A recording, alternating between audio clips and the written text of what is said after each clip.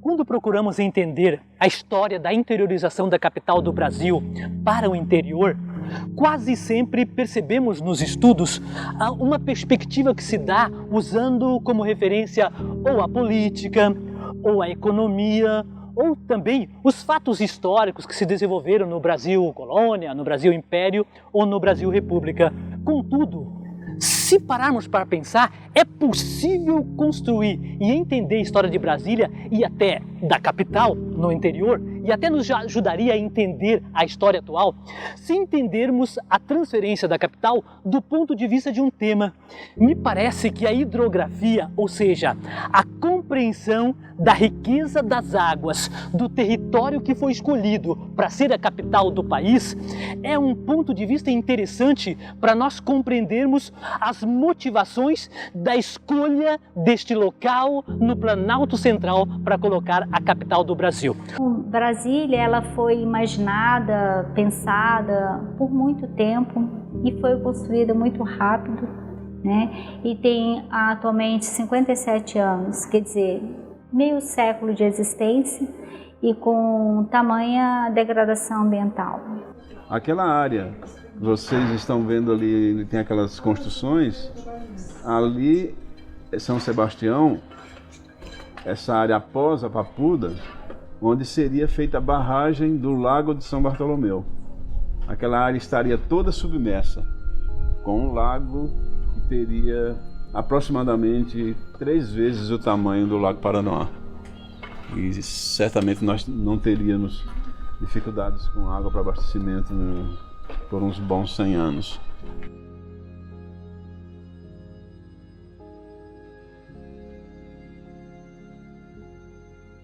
A ocupação desordenada do solo, ela é uma característica da ignorância, da incompetência e da corrupção. Esse é um debate que eu faço desde que entrei nessa casa, em 2003. Nós temos uma Constituição, um verdadeiro sistema de garantia da ocupação organizada do solo, que começa pela própria lei orgânica,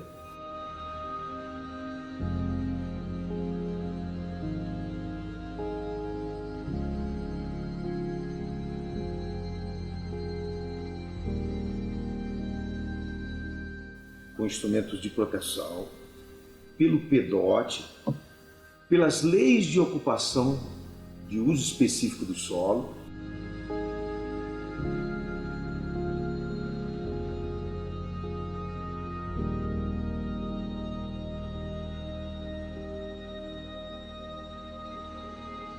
E pelos planos de desenvolvimento locais. Então veja que há todo um sistema. O sistema foi todo construído para que a terra e a ocupação dela tivessem em conta exatamente esses princípios do artigo 2º.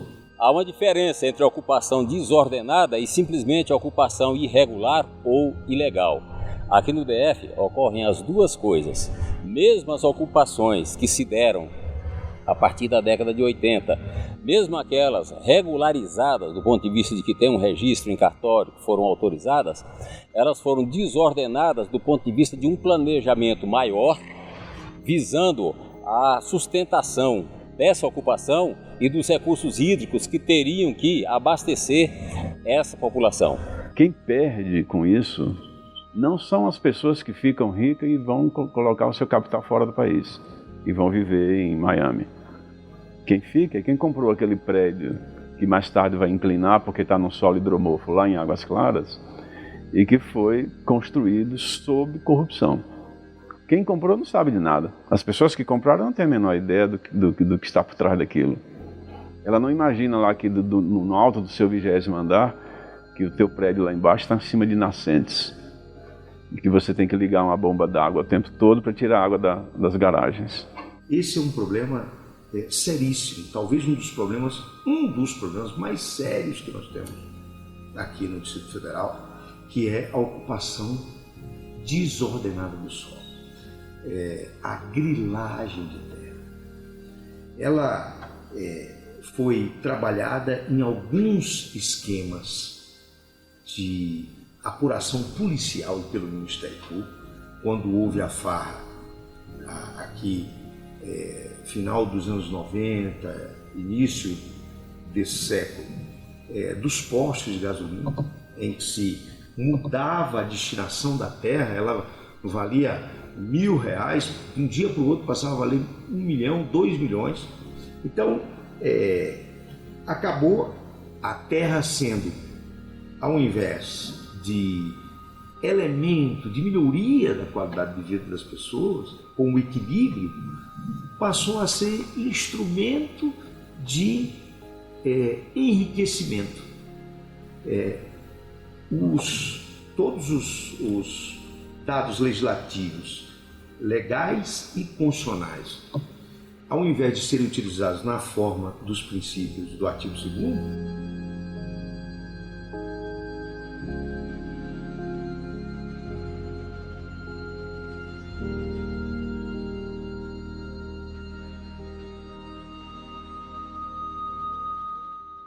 eles acabaram empregados como forma de enriquecimento. As consequências que nós já avisávamos há mais de 10 anos atrás, nós estamos sofrendo agora, com a crise hídrica.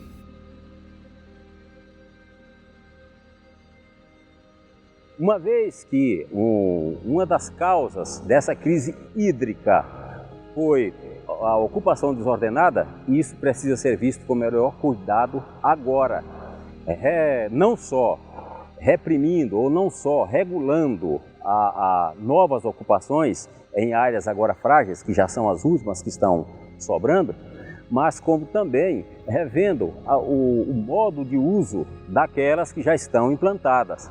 Basta regular o que está acontecendo lá, do mesmo modo que se faz a regulação aqui dentro da própria APA do Descoberto, que é também uma área densamente povoada e que ainda está produzindo água de boa qualidade. Eu acho que nós temos problemas em alguns setores. Nós temos problemas graves de locais de captação desses recursos. Nós temos hoje foi assinada a portaria de captação no Lago Paranoá. É mais uma área, uma boa notícia. Nós temos Corumbá 4, temos outros menores mananciais. Nós temos problemas de perdas, não apenas por conta de desvios, né, das chamadas gambiarras, mas também por conta de falha técnica, de pouco investimento na tecnologia para não perder. Nós temos um problema que nós temos que assumir de consumo consciente, de educação para o consumo da água. Agora nós temos um terceiro problema, que é o causal, que foi a ocupação desordenada do solo, a matança das nossas fontes, dos nossos mananciais.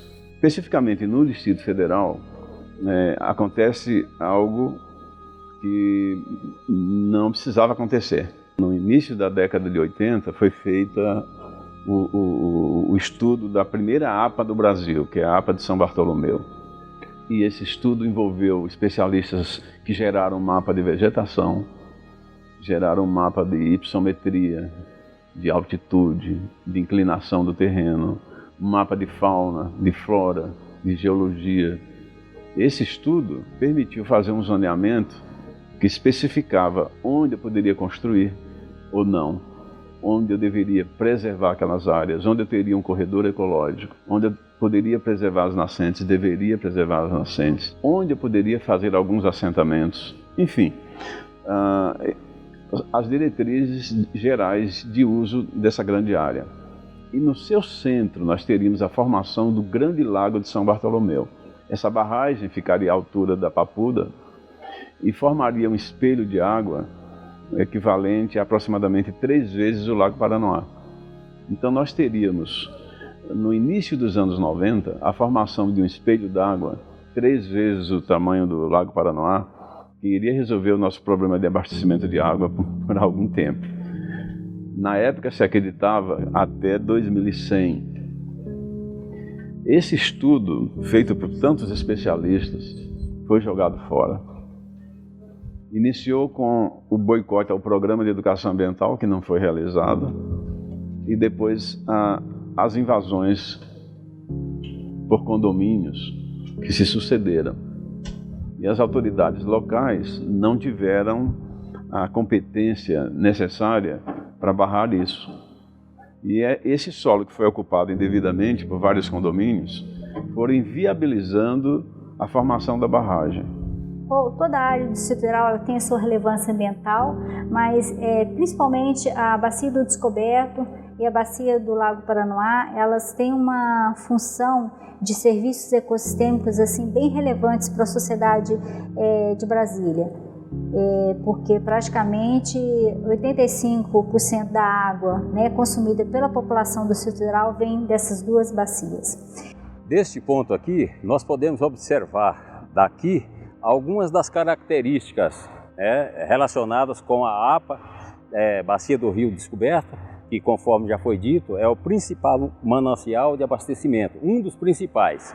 Somente esse lago visível aqui, formado por aquela barragem ali embaixo, este lago ele é responsável por cerca de 65% da água que abastece a população do DF. E é fácil ver o seguinte, observando a margem, lá do outro lado, você vê uma larga faixa marrom. Aquilo é terra que, a esta altura, nós estamos no final do período chuvoso, não deveria estar visível daquela forma. Aquela água deveria estar encostando no capim, lá em cima.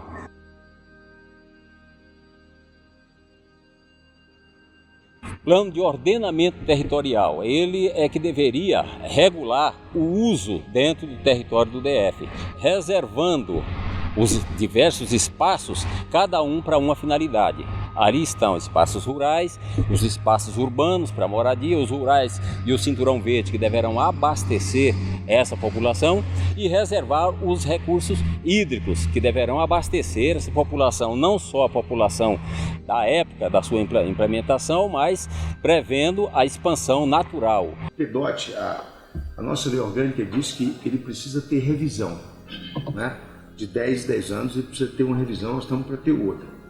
Essa revisão é para que se melhore a condição desses princípios a que você aludiu no artigo 2º. No entanto, o que nós vemos são grupos econômicos fazendo uma disputa na Casa Legislativa. E nós precisamos, a cada revisão dessa, lutar para o cumprimento do artigo 2º. É complicado porque os ecossistemas não sentam às mesas.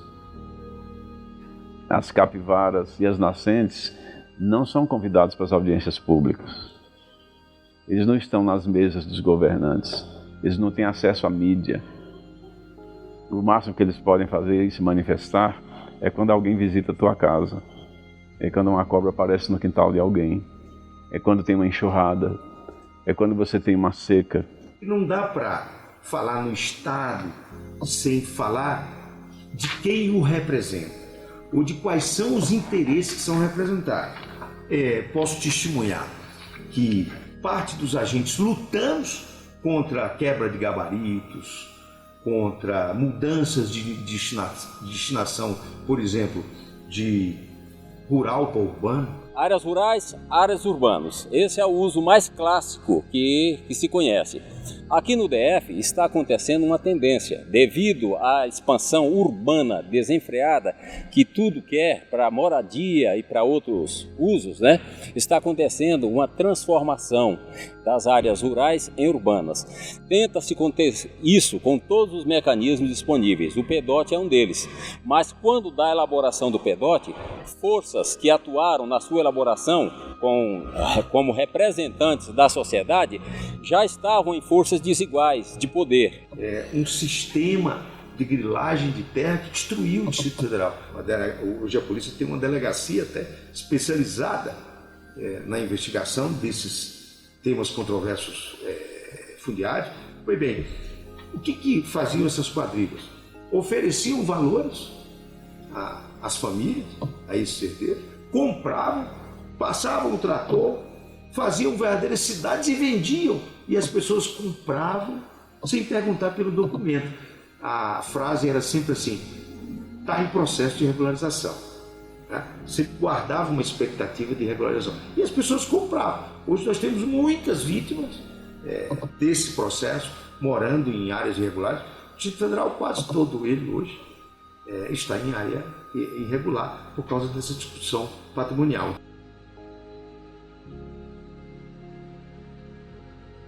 O homem é necessário ter o espaço para sua moradia, para o exercício das suas atividades. Entretanto, a água também precisa do seu espaço para ela poder, a água da chuva, infiltrar, abastecer os aquíferos, retornar à superfície, aí surge nas nascentes, contribui para a formação dos cursos d'água.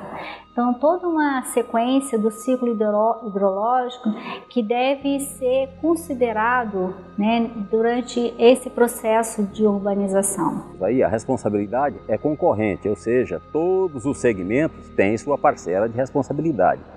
A população pode fazer a sua parte. Agora, para fazer isso de maneira mais qualificada, a população tem que ser devidamente esclarecida. Aí faltou a política de educação ambiental estar atuando de forma muito forte, visando a conscientização e o esclarecimento da população. Note que a falta de esclarecimento e a falta de participação adequada da população já se faz se sentir até mesmo na hora da elaboração das leis, na hora da discussão de novas políticas, em que cada um diz: isso não é problema meu, isso não é problema meu. Acaba não tendo uma participação da população no momento oportuno. Depois, leis são aprovadas, políticas são estabelecidas, decisões são tomadas e a população, só depois, vendo-se prejudicada, vai reclamar ou atuar de forma a desobedecer, a não cumprir. Ou seja, uma falta de participação acaba favorecendo todo um ambiente de desordem, todo um ambiente de desencontro entre aquilo que se estabeleceu como regra e aquilo que a população entende como sua necessidade ou aquilo que deveria estar sendo feito em favor dela. Se a gente pegar o relatório final, que é o relatório final da Comissão Exploradora do Planalto Central do Brasil, foi publicado em 1894. Nesse relatório interessante, os maiores textos, os maiores aprofundamentos são sempre os textos voltados para a valorização da água e a valorização dos aspectos hídricos dessa região. E é interessante que logo em seguida eles lançam o primeiro mapa do Brasil. Não é um mapa político, não é um mapa preocupado com a orografia, com a geografia, com o relevo, não. É um mapa que, se você olhar, parece um corpo humano com seus vasos sanguíneos. É um enorme mapa onde estão configurados todas as bacias de forma até exagerada. Eles exageram no aspecto hídrico. E interessante que esse primeiro mapa, quando a gente olha, está assim, o quadrilátero do novo Distrito Federal no coração do Brasil, parece que é o coração que está pulsando e irrigando todo o corpo hidrológico do Brasil. Poxa vida, lá nas primeiras elaborações cartográficas desta região, a preocupação com as águas já estava presente.